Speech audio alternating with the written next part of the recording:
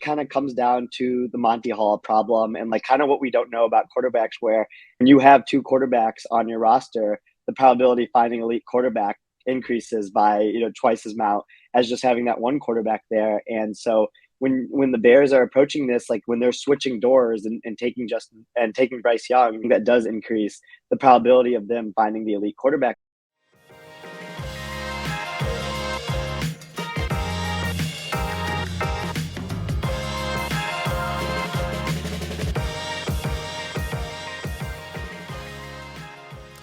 Welcome, everybody. This is Unexpected Points, an analytical football podcast. Today, my guests are the two hosts of the Take the Points podcast.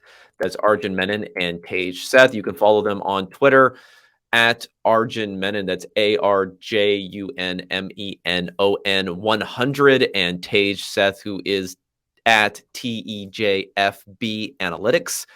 They are fans, one of the Chargers, one of the Lions. They are young interns who came and did some work at PFF while I was there, and now continuing to do a lot of work, whether it is in the big data bowl space or for Tej, she's going to move on now and be a data scientist at Sumner Sports, which is run by Thomas Dimitrov, and Eric Eager, friend of the pod, is over there doing that sort of work. If you are a listener normally, you'll like their podcast. You should listen to it for sure. And you should also go and check them out. If you are a new listener to this podcast, hopefully you'll like the content that we have here, Unexpected Points Podcast. And you'll probably also like the content over on my Substack. That's unexpectedpoints.substack.com, where it has a piece of pretty much daily research coming out, including my most recent piece on Justin Fields and the Bears and the number one pick, and why the Bears should consider drafting someone there, which I think is getting a lot of pickup, and maybe even Ryan Poles is going to be considering it. We'll see. We talk about that in this podcast here. We also talk about the playoffs, everything to break down there, some unexpected teams that may rise up and maybe even get into the Super Bowl that we're not looking at.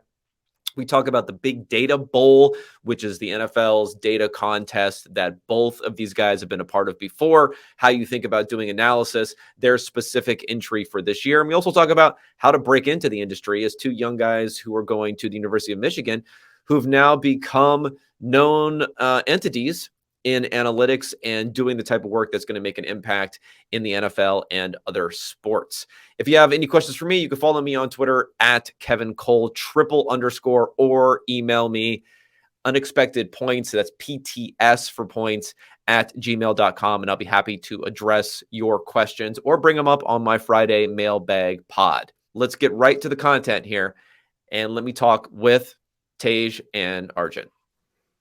All right, fellas, thank you for joining me on the Unexpected Points podcast, not the Take the Points podcast. What does it feel like now being on the other side, I guess, of the podcast dynamic? Are you switching between host and guest mode, or are you guys just going to take over and I can just sit back and watch? Yeah, I mean, I've been a big fan of your work, so I'd rather listen to you talk than listen to me talk, honestly. But yeah, no, Kevin, I really appreciate you having us on, and really looking forward to some of the conversations we'll be having here. Yeah, I'm glad to have you guys on.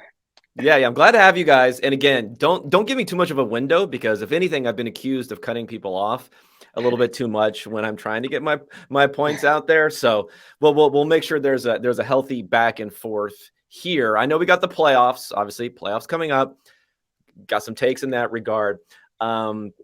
I talked about this a little bit on a podcast I did last week, which I'm trying to do this like subscriber only Q&A sort of thing for the Friday podcast, the Justin Fields thing. I wrote Justin Fields versus the number one pick, what the Bears going to do. At that point, the number two pick, but they had the possibility of getting the number one pick. They get the number one pick. Maybe I was a little too over exuberant, but I literally, had something out like 2 hours later on Sunday about what they should do with this number one pick. But it's starting to pick up some momentum. Now, for those listening who may not have seen it, now I'm might be reading a little too much into this sort of stuff, but Ryan Poles, his exact quote was, if he was absolutely blown away by a quarterback, maybe there'd be a pick there. I don't know. That sounds a little bit, the door is not fully wide open, but maybe a little bit more than even cracked open for that sort of thing. And maybe we got some momentum going here. Do either of you guys have a take for or against the possibility of them taking a quarterback number one? Mhm.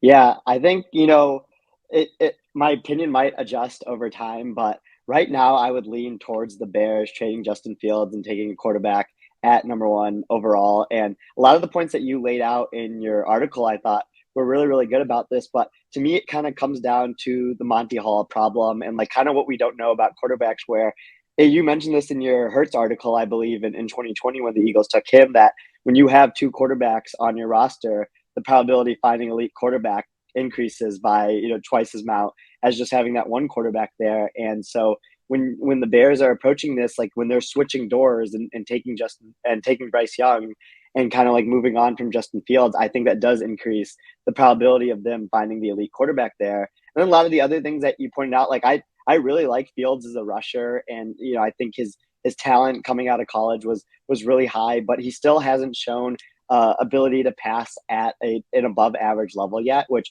could happen eventually. But I like kind of like leaning into that extra years of the rookie contract with Bryce Young that you're going to get by drafting him to figure out him as a passer instead of kind of having limited years on rookie contract quarterback with Fields. Yeah, no, I think Tej brought up some great points. I know since Kevin's probably on the also what Tej said, I will play devil's advocate here, and All right, I think like it. I think I like to put myself in Ryan Poles and Eberflus's shoes, in that most GMs and coaches get like 4 to 5 year contracts, right? And so by year 3, if you're not competitive, if you don't have a winning record, you're either going to be fired by the end of the season or you're going to be fired mid-season. And so you have to at least be competitive by then. The problem I think with this is this Bears regime didn't draft Justin Fields, and they weren't the ones who set up this Bears team to be in the position they're in. And this was something I posed on Twitter the other day, which was like, what steps forward as a passer would we have liked to see from Fields, not statistically, but just like from a film perspective, that would have justified the Bears not taking a quarterback, because he is throwing to Darnell Mooney, Cole Kmet, Velus Jones, Equinemi St. Brown, Dante Pettis. Like, it's not a very intimidating group of pass catchers. It's probably the worst group of pass catchers in the league, if we're being honest. So I think the Bears potentially have a higher chance to be competitive this year with Fields than a top quarterback. But the thing I'm thinking about is, if the Bears are able to trade back from number one, the Rams were able to get two future first round picks for the second overall pick. The Bears would be able to get something similar to that. So if they keep Fields and trade back and say they're not competitive in 2023, say a good measure to measure expectations would be if they go above or below their win total, right? This year they went below. Next year, if they improve their roster, win total gets set at 7.5, 6.5. If they go above, they've exceeded expectations, right? So I think if you keep on the road with Justin Fields and he plays well, because you're going to improve your roster around him given all the resources you have, I think you can stick with him. But if he doesn't improve as a passer, like you said, you're going to have 2 extra first round picks next year, or an extra first rounder next year and one in 2025 to go up and trade to number one to get Caleb Williams or whatever top quarterback prospect there is. So I personally think as of right now, I would say they should trade back, just garner more picks, more resources to help Fields. And if he doesn't cut it, then you're going to have so many draft picks, or at least high draft picks, to trade up in 2024. But yeah, that's kind of like where I'm at right now. So that's the traditionalist route. And I think that maybe what I'm advocating, and this doesn't necessarily come across completely clearly because you don't really see it before, is not a hybrid path between those two. But maybe like when Tej was saying, move on from Justin Fields. So I'm not even saying necessarily move on from Fields. So that would be one thing. It would be like everything that you're saying about learning about Justin Fields, adding to the roster, all that sort of stuff. Like that can still be done in the context of also drafting a quarterback. Now it's not maximized, right? But even if we think about, let's just look at 2023, right? Let's look at 2023. That's it. So if you trade it back from one, you'd probably have a top 10 pick still, right? From someone else. You'd probably get a second round pick Also in this draft, you'd probably get a first round pick next year, maybe a second round pick next year. So you'd have two players that you wouldn't have had if you draft a quarterback at number one, maybe more. There might be later round picks. I don't want to get into like all the different details. So let's say like one of two of those may hit. They'll be okay as rookies, but they're really going to have more value in second and third year. And then you have a couple more picks that are really going to have value in second and third year. So we're talking about like a 2024, 2025, 2026, when those picks are really going to make a difference. And I think that's one of the problems I have with the objections is like, you can still build around. You can still spend that $100 million. You can still use all your other draft picks. You can still have Fields. You could still have a quarterback competition and see both of them. You could still even start Fields to start the season. I don't think Bryce Young, let's say if they drafted Young or CJ Stroud, I don't think their value plummets because you're starting Justin Fields week 1 or weeks 1 through 5 and drafted them. You could be doing that. So I guess for me, it's a little bit of a hybrid path, and the downside is there. But it's not as binary as some people have made it, where like you're not choosing not to build around Fields if you don't make this one pick. Because again, when those picks start to mature, after this season, you could negotiate an extension with Justin Fields. After next season, you really got to be negotiating an extension with Justin Fields if you want to keep him. So when those picks mature with Fields, you're also going to potentially be giving them, $50 million a year, the way quarterback salaries are going. So I guess that would be my thing is like, can we figure out like the best of both worlds type of situation? Yeah. Go Sorry, ahead. Tej, you go. No, you got it. Oh yeah, no, I was just gonna say like when you like think about Fields and like kind of like the amount of years that he has left on his rookie contract and then the extension that you brought up, and you also wrote about this in the article where like we just don't know much about quarterbacks when situations change from year end to year end +2, like a Carson Wentz, for example, where he could play at a very high level and then kind of fall off the cliff here. So like that's why you can kind of go both ways with this, where you're like, right now, Fields looks to be in efficiency metrics about an average to slightly above average player. So do you lean into that and like hope that his explosive rushing ability kind of stays there, or does that regress to the mean? And then you're looking at a below average quarterback or you could lean into kind of improving the passing surroundings around him and kind of getting him to be like a top 10 quarterback from an efficiency perspective in the league. So all that uncertainty, and then when you couple it with the uncertainty that kind of comes through the draft with Bryce Young or whatever quarterback they decide to take at the top there, it like becomes a very hard problem, I feel like, to figure out here, which is why we're going to be talking about it so much over the next couple months. Yeah, and one of the things I loved about your article, like that, one of my favorite graphs you always make is the like kind of EPA breakdown. Like the sack rate for Justin Fields is incredibly high, like the worst in the NFL. And I think like a lot of people have kind of pointed towards O-line metrics being good for the Bears. I think a lot of people who watch the Bears would agree that their O-line isn't that good. It's probably closer to like average than they would say. But I think just generally O-line metrics are helped by mobile quarterbacks. But again, the question does Justin Fields take too many sacks because no one's open, or that's just like who he is, right? Like last year, Joe Burrow, high sack rate, but we knew we had stud receivers. Like we could pin the high sack rate on him, even though he had a pretty bad O-line. Like he did have receivers who could get open pretty quickly. But this year with Fields, I don't think he could really make that case. So if you improve his receiving core, does the sack rate go down? Does it stay the same? Because we saw similar problems with a high time to throw at Ohio State.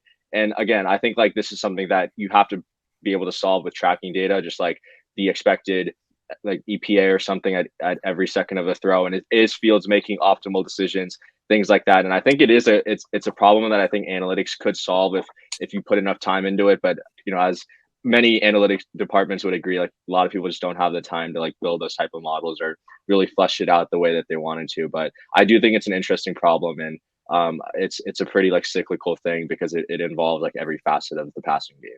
Yeah. I mean, I think you might be able to argue that his sack rate, even if it's the same, is his sack taking, I guess I should say, even if his sack rate is the same, is maybe a little bit better because he is so actively looking to scramble a lot. And I know people think of scrambling somehow like mitigating sacks, which can be true if you're like versus a totally immobile quarterback who would just hold it. But in a lot of ways, when you scramble rather than throw an incompletion, you're going to take more sacks too. If you have that sort of mentality. So maybe he's got a little bit better on that. I try not to include though too much about Fields as a prospect.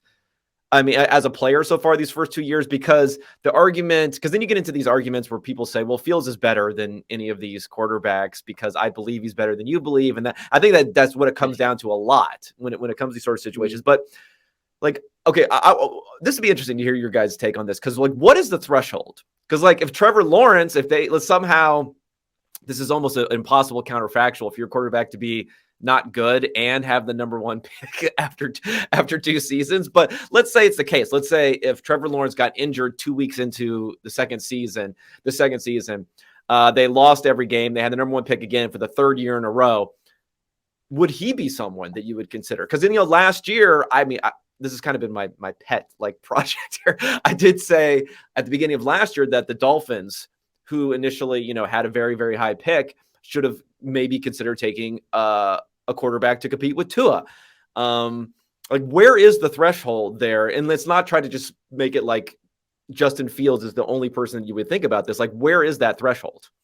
Mm-hmm. Yeah, and I think that's a really good question, and something that I think we've all looked at here with all of us sitting here is like, how stable are your first 2 years as a passer, as a player to the rest of your career? And we found that it's actually pretty stable. There's a lot of outliers in there for sure, but the overall trend does stay pretty consistent from your passing perspective from your first 2 years to kind of like the next 3-4 years or kind of the rest of your career. So I think you would need to see a positive passing success and above average passing success from your quarterback to commit to them. And you have to give them the 2-year threshold to kind of show what they can do. And there's some special circumstances where, like Fields, for example, didn't play as much as his rookie season as some other quarterbacks do. Or there's other quarterbacks like Mahomes who sat their entire rookie season. So there's like some quarterbacks that can get that 2 full seasons worth of playing time in their 3rd year. And like, that's when you can evaluate them. But that's kind of my arbitrary threshold. That's not as arbitrary because it's shown to be stable from years 1 and 2 onward. Yeah, I totally agree with Tej. I think 2 years is a good threshold to use. I think in Fields' case, you could go 3 just because he's played in two new regimes, and from year 1 to year 2, his roster got worse, which again, when you have a QB on a rookie deal, typically your rosters are supposed to improve year over year, but for Fields, it got worse. You look at like Herbert or Burrow and Tua, like all of their rosters got better year 1 to year 2, year 2 to year 3. And this was something I just wrote on PFF, which is like the Bears have the second most offseason resources in terms of draft capital and effective cap space as of right now. So they're going to be able to upgrade the roster. And I think, like Tej said, if he's not at least above average, in year 3, then I think you definitely have to move on from him because you don't want to be stuck in that purgatory of just being above average. You want to see him be possibly like top 12, top 10. And his rushing ability gives him a higher ceiling than most of the, I would say, like Herculean quarterbacks. But if he's not able to win as a passer, I don't think he's going to be able to win in the playoffs against some of the better defenses who have, athletic guys like the Bucs do, or like the Packers do if they get back into the playoffs. Yeah. One more thing thinking about Fields, and again, like there's this, people love to just like dismiss things. So I agree, he has bad surroundings, right? He has really bad surroundings. There's no doubt about that. Although they did end up spending what's gonna be the 32nd pick in this draft on Chase Claypool, but that's Ryan Poles, RIP on that one. But so here's how I would think about it, though, is like you could still get something from it. If you say Fields has the worst surroundings in the NFL for generating value passing the ball, let's say. I don't think that's true, but I don't think it's necessarily true because you can't be like confident necessarily. But let's say he does. If he ends up having the worst results in the NFL, and by pass, how much expected points added he has for anyone who's had at least, let's say, 300, 400 plays this season. I mean, he's last in the NFL. If you take interceptions and sacks, again, I don't want to take sacks, but then he goes even further down the NFL. So like, if you have the worst situation and you have the worst results, it's tough to make the argument that it's just the situation, right? Mm-hmm. There's no upside from that. So that would be also something I would point to. I say, yeah, we're not confident he's bad, but if you're not bad, you're probably not going to have the worst results, even if you have the worst situation.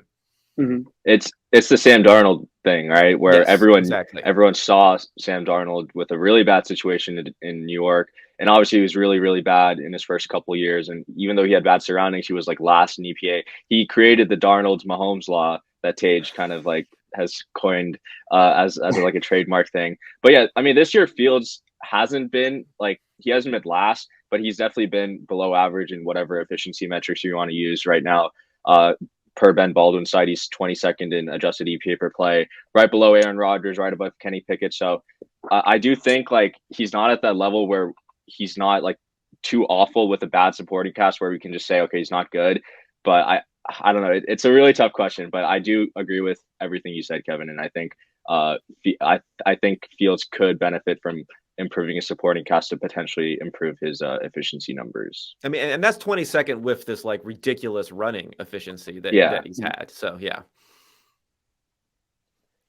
Okay, so one other thing I'll mention here before we get on, plug for my Substack. I was looking through the other day.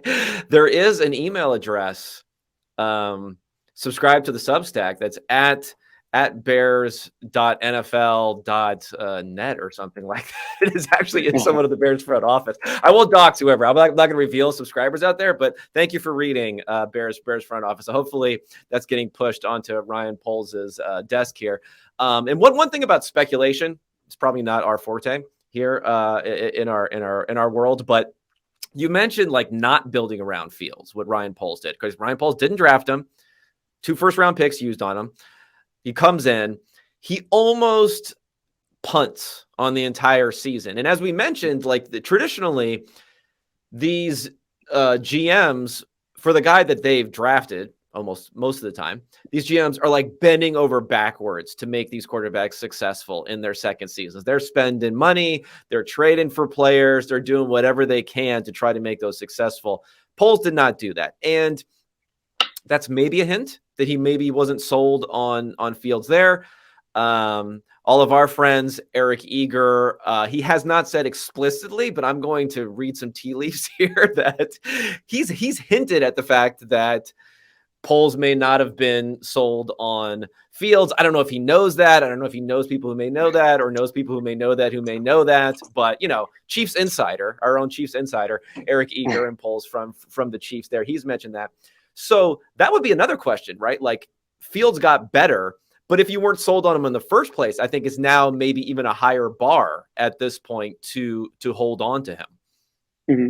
Yeah, no, I agree with you. And I think coming into the season, based on everything that the Bears did, they didn't want to necessarily set up Fields for success as much as other new regimes try to set up their young quarterbacks for success. You hire a defensive-minded head coach, which I think hiring a defensive-minded head coach can do a lot of things for a young quarterback, teaching them how to read defenses better than offensive coordinators might. But a lot of people were upset about that hiring with what they had in Fields there.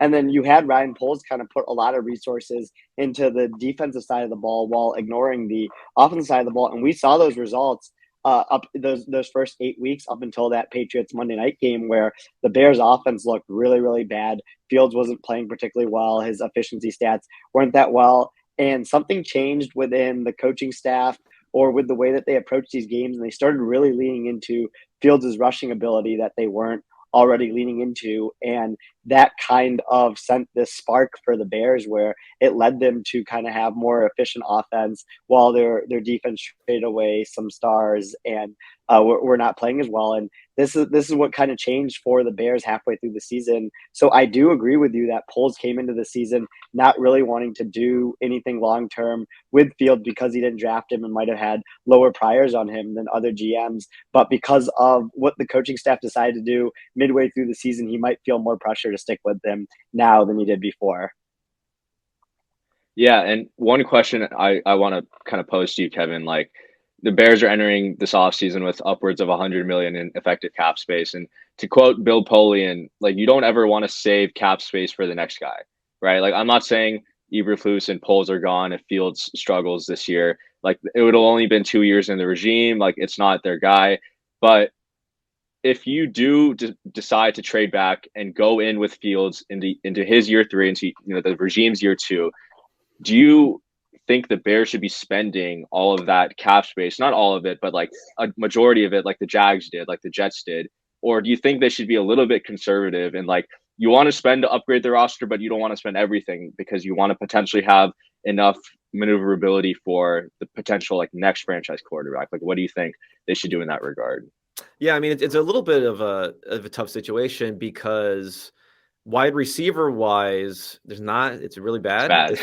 It's really bad. It's really bad. But then again, like Christian Kirk, I don't know if he was a value for what the Jags ended up giving for him. But having I think the having like competent wide receiver play is probably more valuable than it's been in the past because we have less of this kind of like alpha dominant wide receiver 1 system. So I would say fill in pieces. I would say look towards positions where you can get value, like maybe some defensive backs, some middle linebackers, some interior offensive linemen, and then make draft picks and carry over what you can to hopefully you're going to hit on some of those draft picks and then eventually use that rollover cap in that direction. So that's probably how I would play it. But you really just have the ability, I think, to structure deals where like anything beyond a glorified 2-year contract should only be for superstars in the NFL right now. So I think that's another thing is just make sure you don't commit yourself beyond the next couple of years.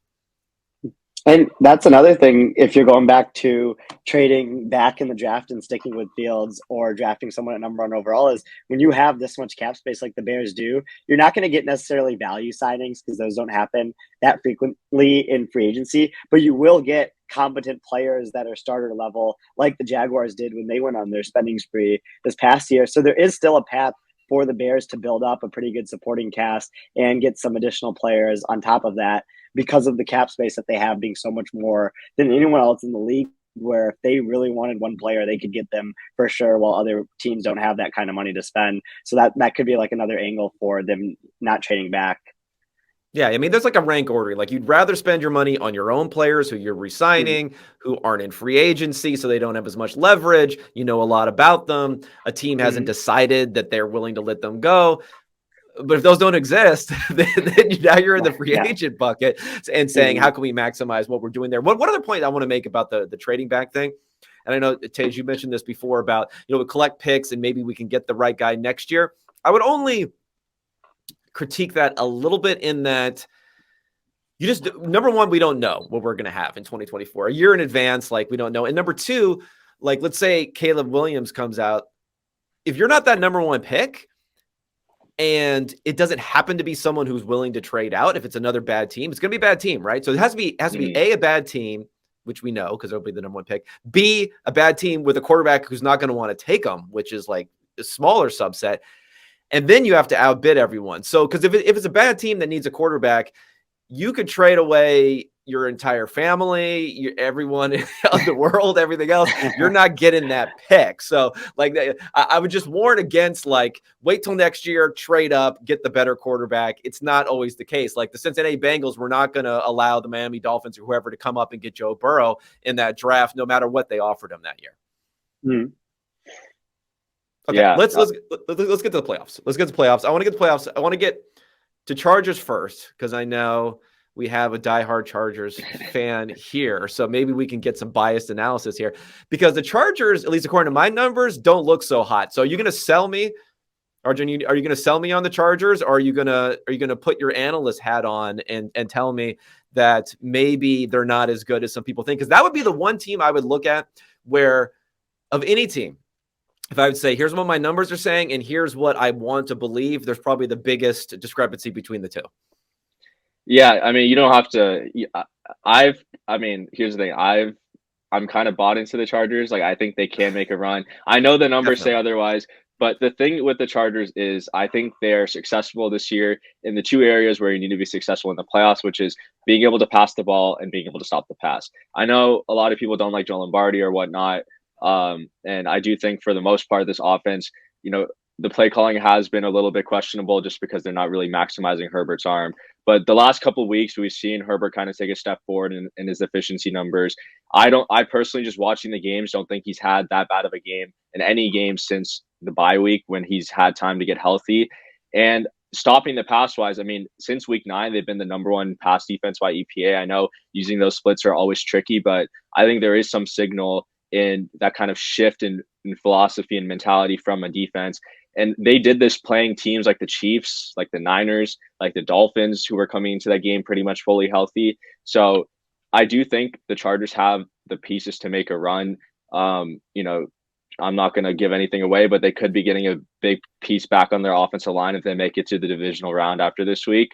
And I do think, just in general, Herbert is one of the better quarterbacks in the league, and he can, if he has Mike Williams and Keenan Allen, he can go toe-to-toe with anyone regardless of team strength. So I know the numbers. Trust me, I've looked at all the numbers. They say the Chargers are not that great of a team on either side of the ball, but I don't think their weaknesses in run defense and like even pass protection kind of mitigates the elite level that Justin Herbert can play at, and also just the way that Staley's kind of crafted this pass defense. So I kind of hope that gives some insight. I hope that wasn't too biased either there. No, that sounded pretty good. Okay, well, I'll press you a little bit on the Herbert thing, because again, I think, like, in my heart, I'm with you on all these different things.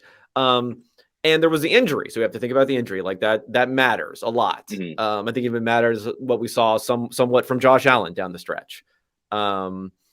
Him having some injury problems, and but if you're going to say, this is what I thought about Justin Herbert at the beginning of the season. And, you know, again, I was there. One of my predictions was that it was going to be basically like Mahomes and Herbert and Allen were all going to be in that sort of category, with Mahomes still being number 1, but the other guys being right there. And we've seen, you know, Allen stayed there. Herbert hasn't been there. So now, after we've seen this season, does it change at all how you think about Justin Herbert, or are you willing to say there are enough contextual factors around this that you're not going to think of him any differently at this point? Yeah, I mean, I haven't really changed my stance on him. Trust me. Like, I know the efficiency numbers are bad, or not. It's not that they're bad. They're just below what he's been at his first 2 years. But this is something that, I mean, I just looked at, and I don't think you can, like, really properly account for Herbert's efficiency to really be on him. He's in the top 5 in pressure to sack rate, which means he doesn't let pressures turn into sacks very often. He has one of the lowest turnover worthy play rates in the NFL, which means he's not really putting the ball in harm's way. So of the two big things of, you know, not taking sacks and interceptions, which basically results in just kind of like our good way to measure decision making, he is one of the best in the league. And we can agree that up to week 12, his top 3 receivers had only played 12 snaps together. So we have to kind of account for that on top of Herbert's rib injury. So to me, just like watching the games and even looking at the numbers, I don't, you know, I think it's not wise to kind of pin Herbert's lack of efficiency solely on him. Obviously, there has been some times where he hasn't played up to his standards, and obviously the efficiency numbers kind of reflect that.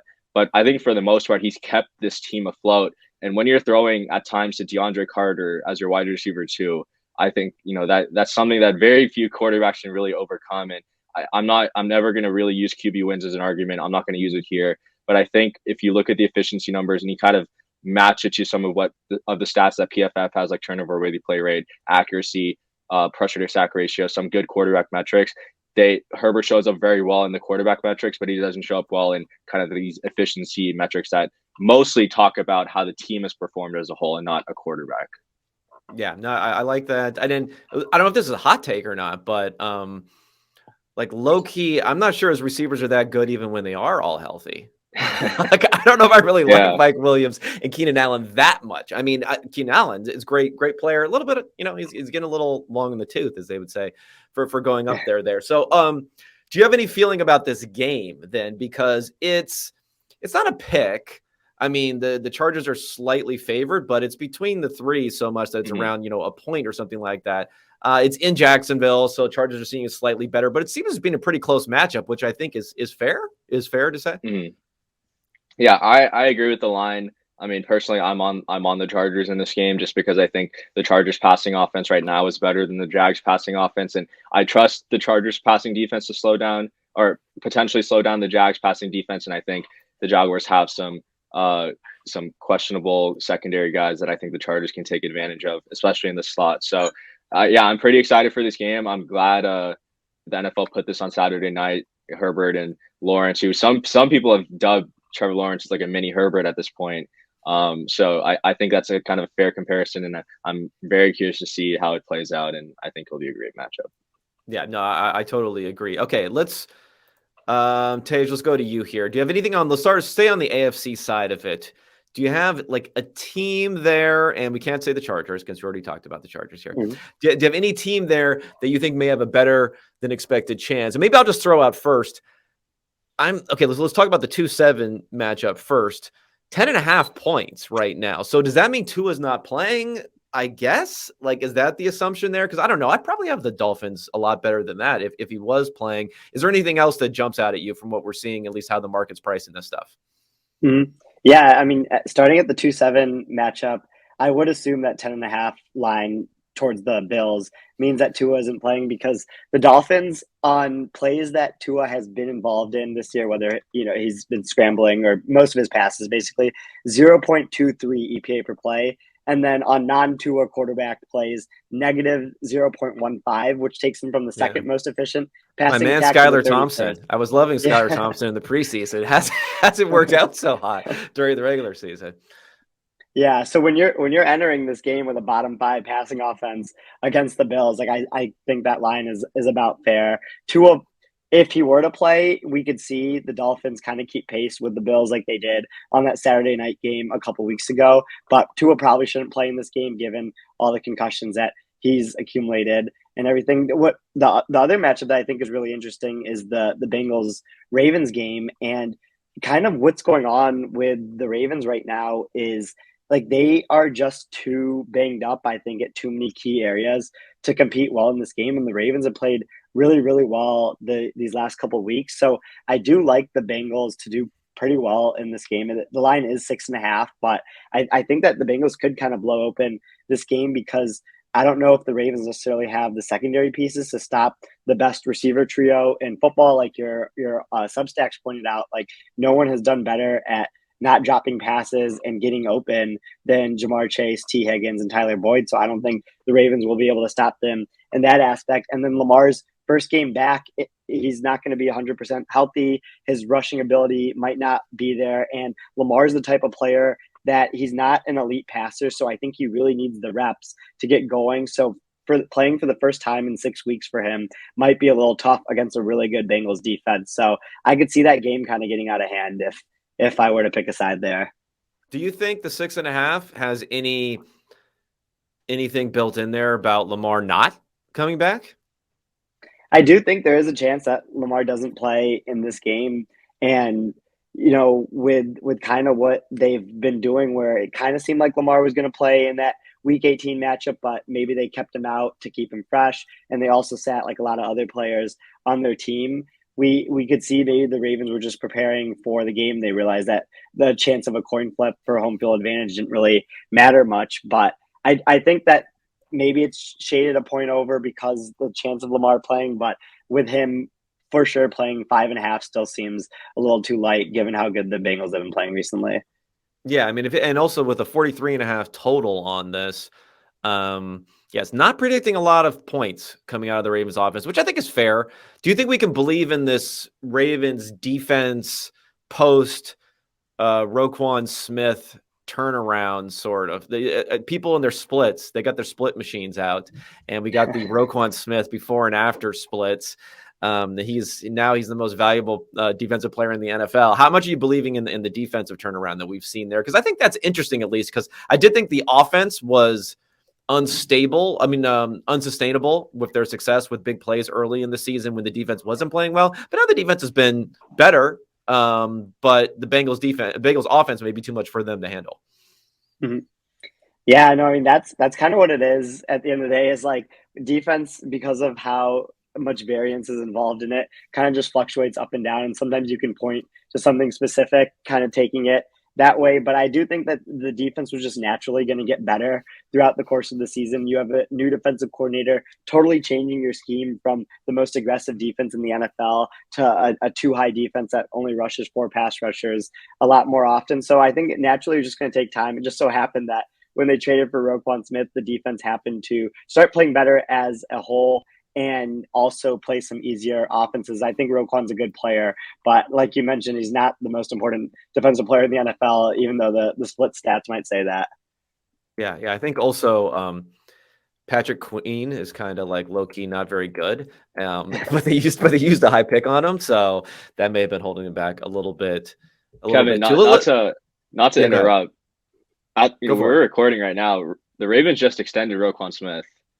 Oh, really? Okay. Well, they spent the second round pick, so that makes some sense. Yeah. What is it again? Okay, let's bring up. 5 years, $100 million with $45 million fully guaranteed.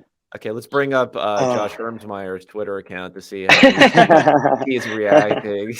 He's reacting to this. Yeah, I mean, once they spent the second round pick on him, but again, yeah, I mean, think about the investment in that position. I mean, you had Patrick Queen, first round pick, right? And a first round pick before taking J.K. Dobbins in the second round. And then now trading away a second round pick, which I guess is going to be in the 50s somewhere, which, in a way, low key, very important for this. Like, will the Bears take a quarterback at number 1? Imagine if they didn't have that pick, right? If they didn't have that pick, it would be no picks until the third round, right? For what's going on there. So that, and then now investing in this contract where, is this telling us anything about Lamar Jackson? I don't know. Is it where they're going to spend the money? Yeah. It's interesting. It's interesting at least, but I think they were somewhat committed when they made the second round pick, right? I really like that point actually about Lamar. I do think there's noise there that this game against the Bengals this weekend might be his last game as a Raven. The Ravens haven't shown any commitment to him long term from kind of getting him to stay. You would have wanted to get that extension done last summer if you're really committed to him. Like all the quarterbacks get their extensions done usually in that time frame, but the Ravens are waiting on Lamar. And so maybe that shows that they're planning on having extra money elsewhere and they can afford to spend this much money on a linebacker and that Lamar is not in their long-term plans, but who knows? Yeah. I mean, they'd have to.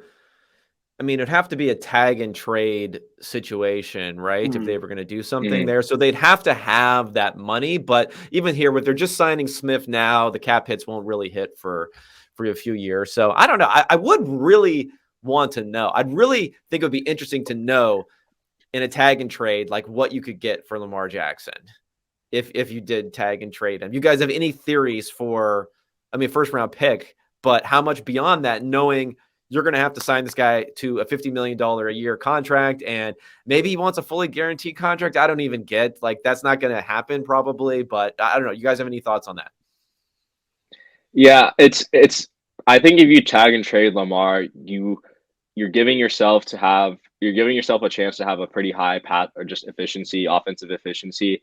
But I think in terms of evaluating his play relative to what he's getting paid and what you paid for him via his surplus value, I think it's probably going to be pretty small. That if you're paying him $50 million, plus you have to try to calculate the dollar value of the first round picks, which it's going to be multiple for Lamar Jackson, just the surplus value that he's going to give you on that entire deal plus picks, I think it's either going to be negative or it's going to be not as positive as what he would give you on a rookie deal. So I don't know. That's a tricky situation. I do think there are a good number of teams that probably call the Ravens and just check to see what the price is. But I think a tag and trade, it would be very, very tricky for any team that kind of approaches it, because you got to have a deal like ready to offer him at the time of the trade, I think. Yeah. I mean, you could try to tag him again. How about this? You want to blow everyone's mind. How about the Chicago Bears trade their number 1 overall pick for Lamar Jackson? How about that? Boom. Then we can just get everything. So then people won't know what to do. They're like, I don't know who to yell at. How do I yell at the nerds? Like, how do I figure this out? Their minds will just be completely blown in that circumstance. So I'm going to advocate. I think I'm going to advocate for that one. Throw in Justin Fields too. Then people really won't know what to do in that situation. All right, let's go to the NFC, because I think the NFC is really intriguing in that my opinion of the Eagles, while still pretty high, they limped in at the end of the season there. They had probably the easiest or second easiest schedule in the NFL, which doesn't, help necessarily, but they have the bye.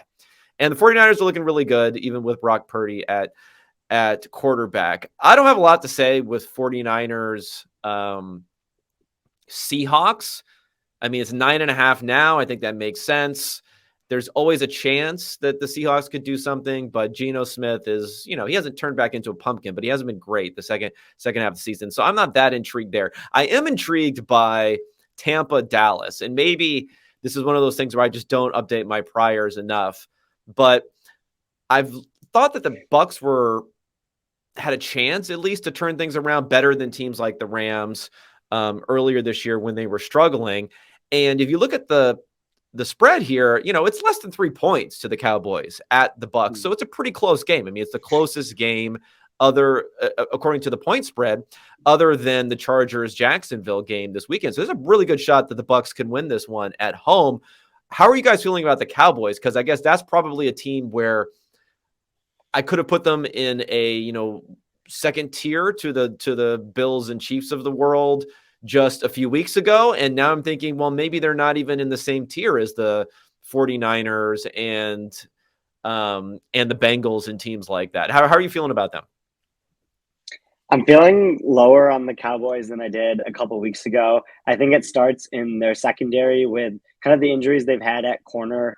And when you play third and fourth string corners, they're not going to be good. And it's really shown these past couple of weeks. Teams have been able to pass all over them. We saw Trevor Lawrence and the Jags kind of have their way. We saw Gardner Minshew and the Eagles kind of be able to do whatever they want there as well. And I think Parsons is playing a little banged up, which kind of prohibits their pass rush from completely taking over games like he did earlier in the season. On the offensive side of the ball, I think Dak has played at a pretty high level, and being top 5 in EPA per play shows that. But in these games, and we saw Todd Bowles have a really, really good defensive game plan last year in the playoffs against the Eagles. When Todd Bowles approaches this game, I think he's going to really emphasize taking away CeeDee Lamb and trying to make Michael Gallup and the rest of the Cowboys offense beat you. I think that's going to be a tough task for them because the Cowboys offense is most efficient throwing over the middle of the field to Lamb. And if that's not available to them, like how he made everything that Hurts was good at last year not available to Hurts in their playoff game, I think that could be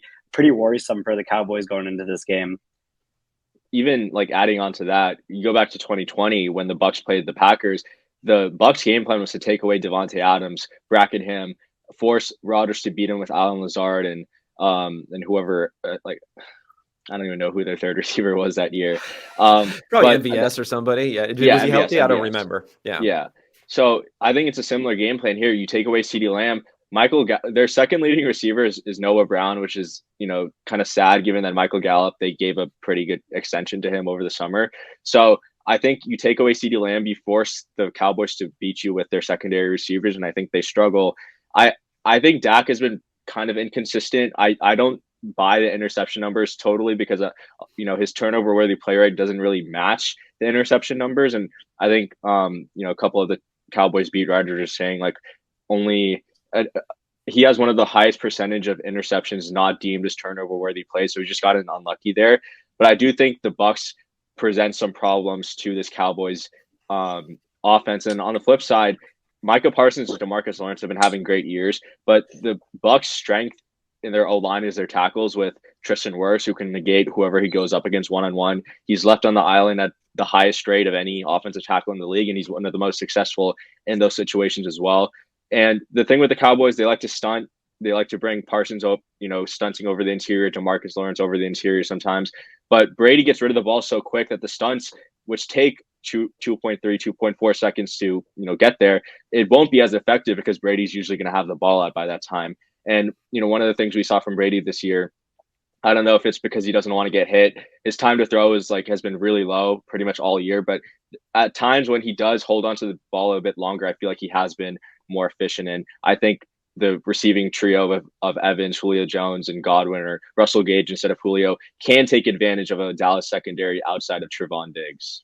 Yeah, this would be a good potential point of evidence / victory lap, however you want to say it, for our coverage over pass rush, right? We need to bring that back into the mix. We haven't had a good duking it out online over that in a while, so that would be good. And I think Dak is really an interesting guy. Like it was so bad last week, right? Their performance was awful. But what I also think is interesting about Dak is just how he, more than almost anyone, well, not more than almost, but right near the top, shows like what world we're living in as far as our social media, how it's curated is concerned. Because when he's struggling, I will see so many tweets reacting to people being critical of him, but not really any tweets of being critical of him. So I'm always like, what are these people reacting to? Because I never see anyone being that critical of Dak. But I think, Dak's up or down. Like Dak is not in that top elite tier of guys. He's not someone, it's fine that you're paying him the money, all that sort of stuff. But I don't think you can necessarily just mark in pen that he's going to give you a top performance against this defense. As you mentioned, without having multiple receivers who are like efficiency producing receivers. Yeah, you can hit Dalton Schultz 10 times a game, but whether you're going to get efficiency out of there or not, I'm not quite sure. That's why the Bucs, I think, sneaky win this, go to Philadelphia instead of playing the 49ers. It could at least be interesting discussion there. Any takes on Vikings Giants? Looks like the Vikings are 3-point favorites. According to my numbers, they actually have them as being pretty similar in team strength. So the market thinks the Vikings are a little bit better, which makes sense since they have the record to back that up. How do you think about this sort of game? And do you like the fact that the Vikings are seen as being better, which I think is fair? But those two teams, at least for me, were like in a different category as far as being maybe the worst two teams in the playoffs as a whole. Mm-hmm. Yeah, we saw this game play out a couple weeks ago. Really exciting game, but the things that the Giants kind of had to do to stay close in that game make me like the Vikings in this spot, even though the Vikings still aren't one of like the top teams that are in the playoffs. They're still like a team that can beat these types of teams and the Giants. And I think like at the end of the day, the Giants just don't have the high end talent on their roster to take over. They keep Daniel Jones at a very low usage rate to keep his efficiency high, but that's not going to work in these types of playoff games where you're going to have to rely on suboptimal things like giving the ball to Saquon Barkley 20 times in a close game, which probably won't work out well for the Giants. But the Vikings are very beatable right now, and they've showed that over the past couple of weeks, especially in that Packers game where when things go sideways for them, teams can take advantage of that. And there's almost no better coaching staff right now to do that than the Giants. So maybe that's why they can keep that close. But I think at the end of the day, it's a talent thing, and Kirk Cousins being able to throw to Justin Jefferson and TJ Hawkinson and Adam Thielen, KJ Osborne on third downs when they kind of need a bucket to convert, while the Giants either having to run or throw to some receivers that they don't really trust on their third downs will end up being the difference in this game. Yeah, and I think the big X factor is whether Dory Jackson can play or not. When me and Tej did our preview on this game on our podcast, the thing was no one like Cousins has struggled versus the blitz this year. I think a lot of quarterbacks just generally have struggled versus cover zero, and that's what Wink Martindale likes to run. But there was no one on the Giants that had any faith in stopping Jefferson, who eventually ended with 12 catches for 133 yards on 16 targets for a touchdown. So again, I think getting Adoree Jackson back, a potential guy that could match up one-on-one with Jefferson, he's never going to shut him down. He could help to slow him down, force you to win with Adam Thielen and KJ Osborne, who I think Osborne's been having a good year. Thielen, not so much. But I think having Adoree Jackson back for the Giants is definitely going to help. The thing with the Vikings, they play the lightest boxes of any team in the league on early downs. So the Giants are going to have favorable box counts to run into if they want to run Saquon 20 times, like Tej said. So I think there are advantages for the Giants on offense, even if their receivers aren't that great, just because the Vikings defense isn't that good. But I still worry about the Vikings offense I still worry for the Giants defense against this Vikings offense, because I don't think anyone can really match up against Justin Jefferson. Any thoughts about Daniel Jones? I looked into him as part of this adjusted efficiency that I put out there. His passing efficiency is pretty low. Now, I think he definitely is in the conversation for having the worst pass catchers in the NFL there. So his passing efficiency is down. His rushing is up, about the fourth most expected points added via scrambles or design runs, after only Justin Fields, Josh Allen, and Jalen Hurts so far this season. So that's up. So, sustainability about that, I think he can sustain a decent amount of it, maybe not all of it going forward.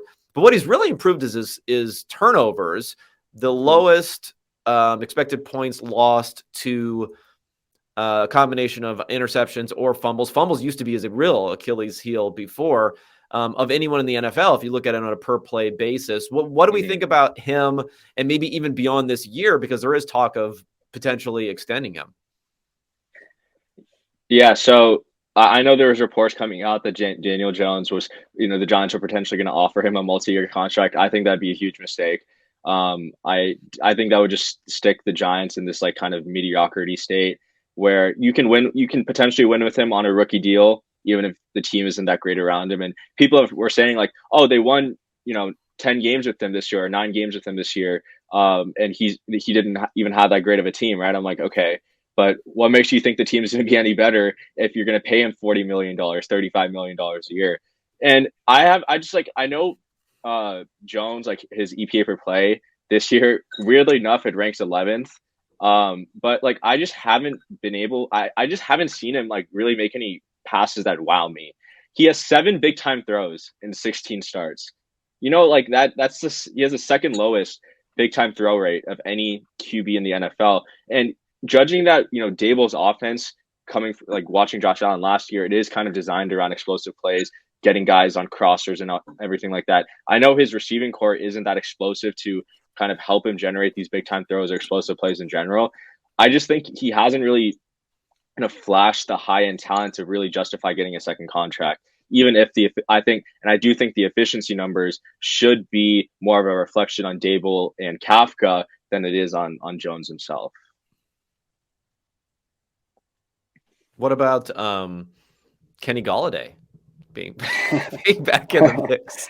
Should we be adjusting for the explosive mannequin on there? Okay, what's better for our takes? Let's talk about what's important here. I guess the Vikings winning is better for our takes, but it's almost a no-win situation because no matter which team wins, there will be a fan base who could say, no one believed in us, take your numbers and shove them, nerds. But at least we have Kwesi and everyone else there as part of the Vikings, so we can hang that on. Is that where we're leaning towards? I actually think the Giants winning would be better for our takes. I think Vikings fans have been really kind of brash to analytics people this year, pointing out that EPA per play, point differential, net EPA, whatever you want to use, hasn't shown them as a top 10 team. They're about an average team.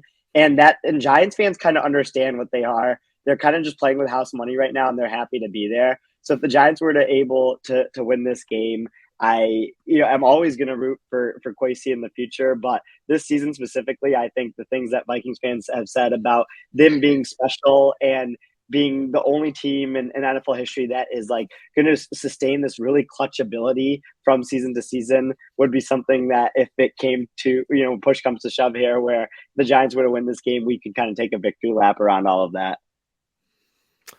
Yeah, you might be right. Anyway, it kind of goes back to my almost a no-win situation in this type of game. All right, well, let's beyond the playoffs here. I want to talk with you guys about it's kind of generally how you think about doing research and specifically looking at the big data bowl. For those who don't know, and maybe I'll let you guys lay out all the parameters of the competition. But the NFL releases some of its tracking data on an annual basis. People can submit via. Is it all Kaggle sort of stuff, right? Yeah. Is Kaggle or Kaggle? Kaggle sort of stuff. Kaggle, whatever. Yeah. See, that's how old I am. You submit everything through there. It's judged, and eventually, there ends up being a winner for there. So I want to hear about kind of like the process of approaching this because it's something that you guys. This is multiple years that we're into this here.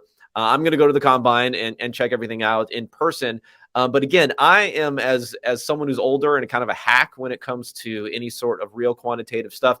Not something that I'm really going to be able to approach in the same way as you are. So walk me through the process of how you think about this, because this is really where the value add is going to be. It's like once teams get it, you got to go for fourth down, we get it, pass a little bit more often, we get it. Maybe I'll get teams like the Bears to take multiple shots on quarterbacks, we get it. But this is really where you're going to be able to do something that you just cannot do. You cannot process this much information. There's no possible way of doing it through traditional methods of scouting and things like that. Yeah, I mean, first off, no need to sell yourself short. I think like everything that you do from a public's perspective adds a lot of value to us as analysts, fans, teams, etc. But from our perspective, when we kind of approached the Big Data Bowl, we were given 8 weeks of tracking data, weeks 1 through 8 of the 2021 season to work with. And like for those who aren't familiar with tracking data, it takes where each player's location, direction, speed, acceleration are every 10th of a second through a play. So it becomes these really, really big data sets to work with. And so our first kind of month working together with us and our friend who goes to school with us, Joey DeCreasy, was an idea brainstorming phase where we were just coming up with, all right, what can we do to add as much value as possible to everyone that follows football's lives? And what we kind of thought of was doing something that could help people understand from a coaching perspective where sacks can come from. And so we wanted to figure out a lot of these questions on, is it better to line up an outside linebacker in a 3-4 scheme? Does that increase the probability of a sack? Or do you switch to a 4-3 scheme and you kind of have 2 edge rushers, and maybe those edge rushers have a higher chance of getting a sack? So after we came up with that idea, we had this kind of vision for basically building a dashboard that we could throw an expected sack model into, and it could spit out the probability of each player getting a sack on that play based on formation, where the defender was lined up on the field, different game situation variables. And then we kind of went from there, building out the expected sack model using the 8 weeks of data that we had to train on, and then putting that expected sack model into a dashboard that a coach or a fan could use to kind of place their different defenders around the field and then look at their probability of getting a sack based on where those defenders are lined up. And I think like one of the things I kind of heard about from other people who work in the league, like it's always good to kind of like look at other sports when trying to like come up with ideas for the Big Data Bowl or topics or just in general. And so this was something that we kind of saw in the Big Data Cup, which is like the hockey's version of the Big Data Bowl, where the winning submission was a Java dashboard where you could drag and drop hockey players and it would spit out, I think, like the expected probability of a goal, right, Tej? Mm-hmm. Yeah, like that. Yeah, that's what it was. Mm-hmm. Me and Tej don't. You're actually like moving them around the ice, or just into and out of the game? On the ice, moving them around the ice. Yeah. So okay, you could like drag and drop and create like hockey formations. I don't know hockey at all, so I don't even know if formations are a thing. But it would just give you the expected like probability of a goal, which I thought was really cool. And that's kind of like how we designed our dashboard. We built it in Python, and they kind of built their dashboard in Java. And me and Tej aren't like developers, so we didn't really have that ability. But I think like the idea was that if we were to say build this for a team, this exact thing, we could pass it off to one of the IT people who would be able to build a drag and drop dashboard, which I think would help to increase the utility a little bit. But I think the way we approached it and just the end result, I think was in the right direction. And I'm curious to see what other people think of it and some of the feedback we get when the results come out. Yeah, I know. That'd be great. I mean, I'm going to go through all the submissions that are at least being made public at this point, and eventually, and try to, give my boomer takes on some of that stuff there. Actually, I like the idea of dragging and dropping players on the ice and then figuring out expected goals, because it gets us one step closer to not even having to play the games, and we can just do that. And then whoever gets the most expected wins, and you don't have to worry about actual goals or not. One thing with the sacks, okay, so like goals is immediately tied to like the thing that you want. Now, one thing that popped into my head, and maybe we could talk about this, is like, yeah, you want a sack, but if positioning a player in a certain area also gives a higher chance of giving up a big play on the other side, then maybe net it's not an expected points basis a good thing to do in that sort of way. Did you think about like those things pulling against each other?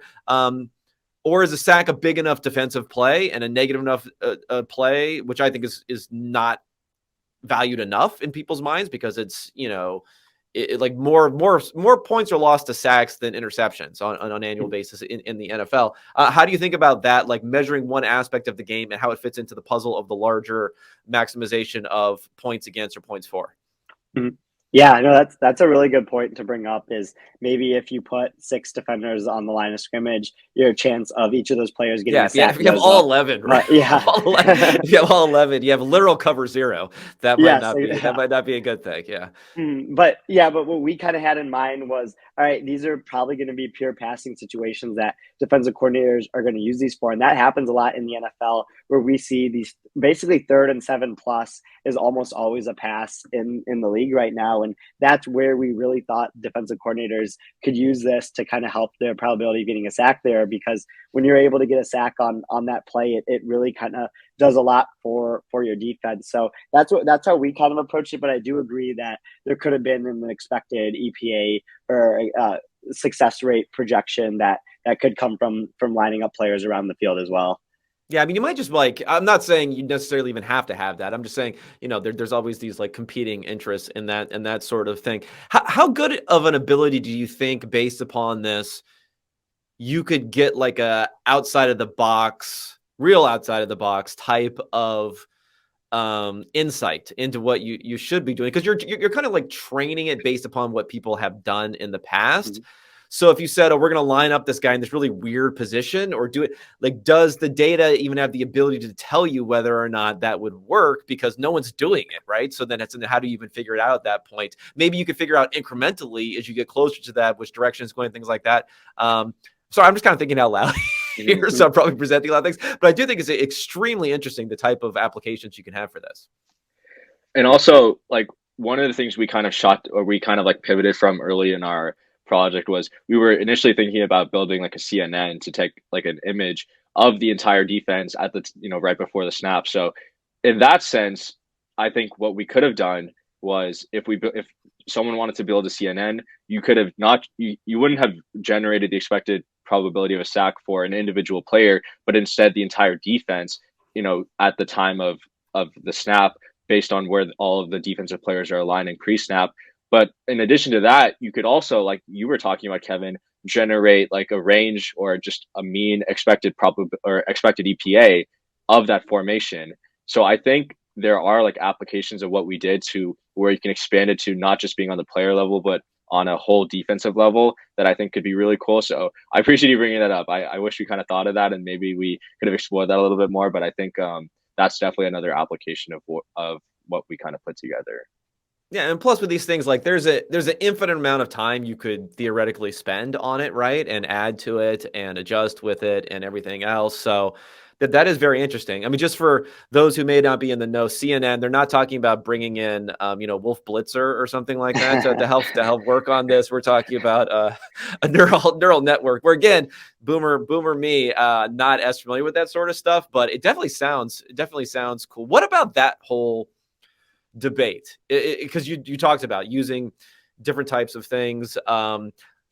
Neural network seems pretty cool. Like it gives you got the brain imagery, you have everything. Yeah, like synapses firing, that sort of stuff in your mind, versus using more traditional methods. Do you have any takes as far as that's concerned with trying to get kind of meaningful insight versus something that can process in a way that's more cutting edge, I guess, in that sort of manner? I could do a whole hour on this, so I'm not going to go on too long here. But when you look at tabular data, and this is something that I've talked to our friend Lau extensively about. When you look at tabular data, tree-based models are performing better on test data sets, making predictions on tabular data than neural networks are right now, because neural networks are still relatively new and they just haven't been able to do as well. And it's very marginal difference between tree-based models and neural networks, but they haven't been able to get as accurate of predictions on new data because neural networks have a slight tendency to overfit. neural networks can do wonders with image data, audio data, text data. But from just a tabular data perspective, which is what we were working with, that's why we decided to go with the tree-based model. And another thing that you get from a tree-based model, like we used an XGBoost classifier for our model predicting sack or no sack, the binary outcome, is you can get feature importance and you can understand why it's making the predictions that it's making. And for us, distance from the quarterback was the strongest predictor by far of your percent chance of getting a sack on defense, which made a lot of sense to us. In a neural network, you're not going to get that feature importance. So it's much more of a black box. It's much less interpretable to use the neural network. So which is why we ended up going with the XGBoost model. Yeah, I guess some people would even call XGBoost a little bit of a black box. So it's like it's even an even darker box when we're talking about what's going on in the neural network. Okay, so last thing I want to talk about here. Both of you guys done work for PFF. You have a podcast now, which has been picked up by Blue Wire Podcast, which has been a very successful network of podcasts there. Tej, you announced recently that you're going to Sumer Sports. I always say it incorrectly. Sports to work there. There are literally more than dozens. I was going to say dozens is a joke, but there are more than dozens of people out there looking to get into exactly the type of work that both of you guys have been doing, especially at, a young age, really being able to move into that. What sort of advice do you have for people other than like be really cool and insightful and have good tweets? Not that hurts. That probably helps, but yeah, it definitely helps. I think like just having public work more than anything is super helpful. And it could just be like making like really long threads on Twitter. I personally found that writing, just like blogging, I think is the best way of not only showing the work, but showing that you can explain your work. You can kind of dumb your graphs down to a non-technical person who might not understand them. That's kind of like how I got my start in just writing football analytics, like for our Michigan Football Analytics Club. And that was something I was able to show to like Austin Gale when I was like going through the interview process to be brought on by PFF. So I think in that sense, it's really cool. If you're trying to just do it as a hobby and trying to get a big following, I personally found that starting and just doing analysis for a specific team or whatever team you root for and trying to build up your follower account that way is a great way of going about it. That's what I did, where I would say like out of my first 500 followers, like probably like 450 of them were Chargers fans. And then from there, you can expand your work to doing just like more general NFL stuff. And then, people will enjoy you for your work and kind of the stuff you put out. But then Bengals fans will hate you when you keep on saying that Justin Herbert's better than Joe Burrow, right? I've been banned from any Burrow or Tua talk at this point, and okay, if the Chargers play the Bengals in like at any point in the playoffs, I think I would make the trip down to Cincinnati with some type of sign or something to get the people riled up. Yeah, I'm sure they'd enjoy it. All in good fun. What do you say? I'm assuming, Tej, you have similar takes here. What also I think relationships maybe, like obviously like I knew Eric is like a good person to know. No Eric Eager. That's probably a good one. That's probably a good one because he kind of helped me at PFF. Obviously, Tej, you had the relationship with him, and now at Sumer and everything else. Well, you have anything else to add to that? Yeah, or just know someone who knows Eric Eager. Yeah, exactly. That could be one of us too. Exactly. Know us. That's a good take.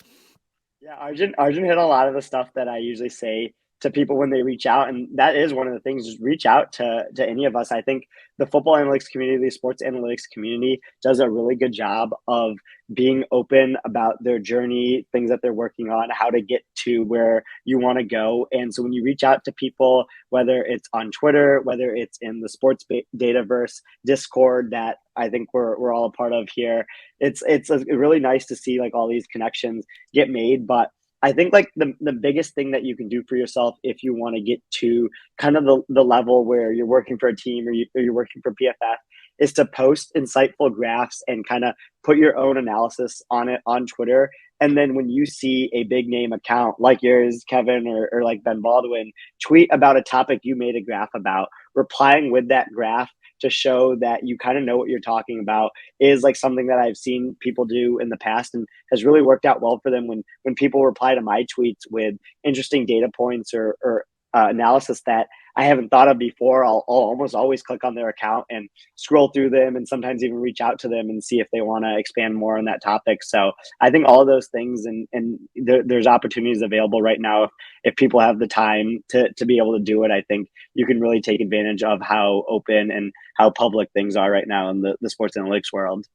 Yeah, no, I totally agree there. And then I guess maybe even on the flip side, maybe I would say, even though I personally try to separate like the human being from who they are on social media, like if you're ever thinking of like a snarky or aggressive response to something, especially if it's someone like within this world, Mm-hmm. just think pretty hard about like, is the benefit I'm getting from doing this, which there are benefits, like, it feels good. Probably you might get some high fives from some people.